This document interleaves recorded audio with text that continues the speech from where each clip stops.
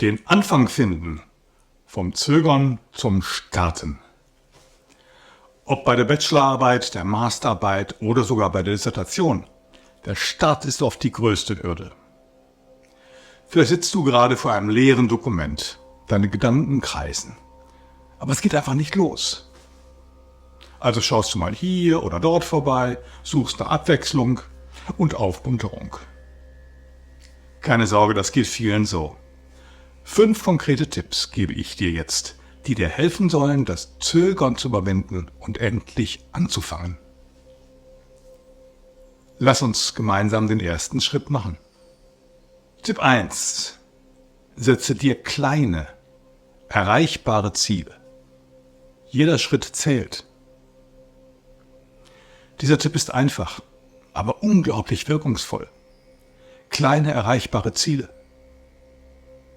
Der Fehler, den wir oft machen, ist der, sich gleich am Anfang riesige Aufgaben vorzunehmen. Heute schreibe ich das erste Kapitel. Klingt zwar ambitioniert, aber das Ziel ist so groß, dass ich mich damit selbst einschüchtere. Stattdessen sollten wir den Weg zu unserer Arbeit in kleine Schritte unterteilen. Starten wir mit einem Mini-Ziel. Zum Beispiel, heute schreibe ich 100 Wörter. Oder ich lese den ersten Artikel zu meinem Thema. So lang ist er nicht, das kriegen wir schon hin. Diese kleinen Schritte mögen banal erscheinen, aber sie sind enorm wichtig. Jeder kleine Erfolg, auch wenn es erst einmal nur ein paar eigene Zeilen Text sind, bringt uns voran und motiviert weiterzumachen. Ich weiß das von mir selbst. Wichtig ist, dass man ins Tun kommt, denn mit jedem noch so kleinen Fortschritt wird der nächste Schritt leichter. Tipp 2. Entwickle eine Routine, die dich in den Arbeitsmodus bringt. Routinen helfen uns, den Übergang von Alltagsaktivitäten zur konzentrierten Arbeit fließend zu gestalten. Vielleicht kennst du das. Du sitzt am Schreibtisch, aber deine Gedanken schweifen ab. Eine Routine kann hier den Unterschied machen. Überlege dir, was dir hilft, in die richtige Stimmung zu kommen. Das ist bei jedem verschieden. Es kann ein kleines Morgenritual sein, wie erst einmal das Bett machen, gut aufschütteln und glatt ziehen, ja, glatt streichen. Eine Tasse Kaffee trinken, kurz meditieren. Oder den Arbeitsplatz aufräumen. Es kann auch eine feste Startzeit sein, zu der du dich jeden Tag hinsetzt. Routinen geben Struktur und signalisieren dem Gehirn, jetzt ist Arbeitszeit. Mit der Zeit wird dir der Einstieg immer leichter fallen, weil dein Körper und Geist wissen, was jetzt dran ist. Routine gibt eine feste Struktur und nimmt uns die Entscheidung ab, wann wir mit der Arbeit anfangen. Ich denke gerade an meine Schulzeit, damals in meiner Heimatstadt Münster. So oft fuhren die Busse ja nicht, nur alle 20 Minuten. Und um rechtzeitig um 10 vor 8 morgens an der Schule zu sein, hatte ich ein ganz festes Programm.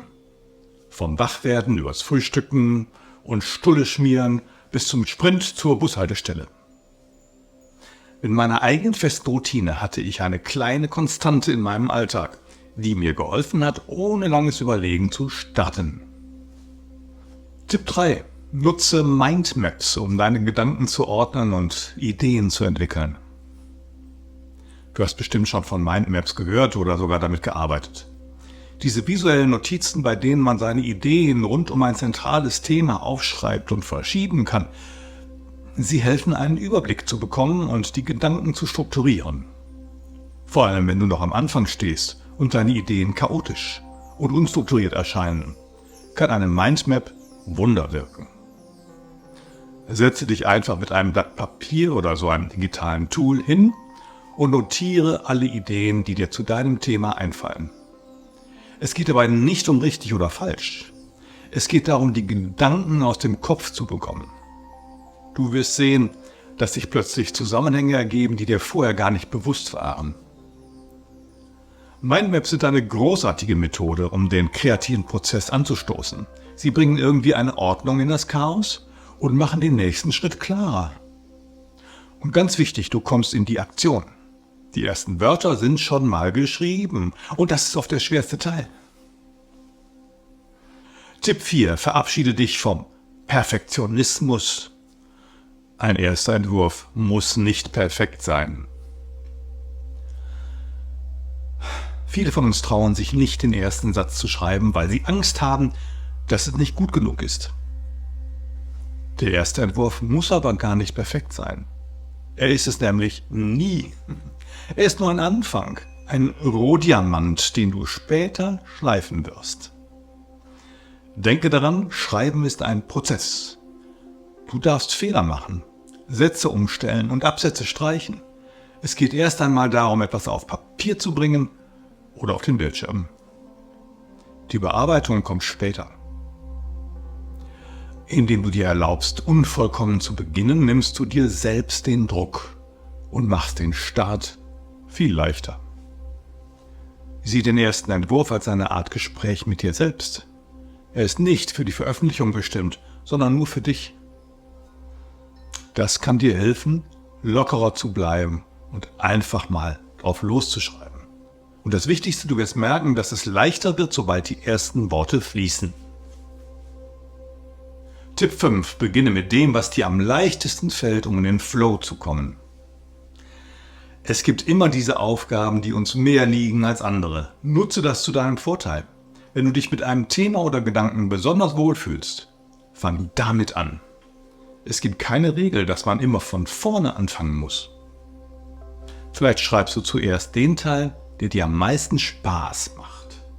Oder du beginnst mit einer Übersichtsgrafik, die dir hilft, den Rest zu strukturieren. Der Trick ist einfach loszulegen und den Arbeitsfluss in Gang zu bringen. Wenn du einmal im Flow bist, wirst du auch die schwierigeren Teile mit mehr Zuversicht angehen können.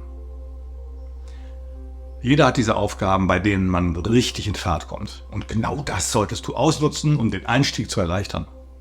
Fang dort an, wo es dir leicht fällt, und der Rest wird sich fast wie von selbst ergeben.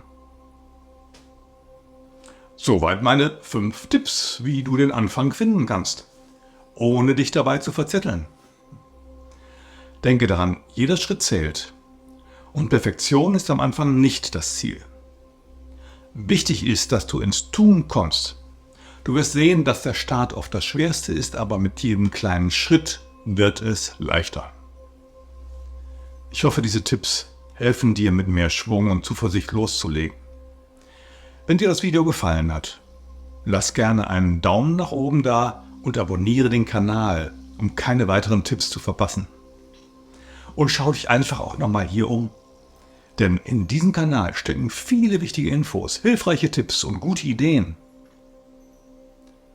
Bis zum nächsten Mal und viel Erfolg bei deinem Start.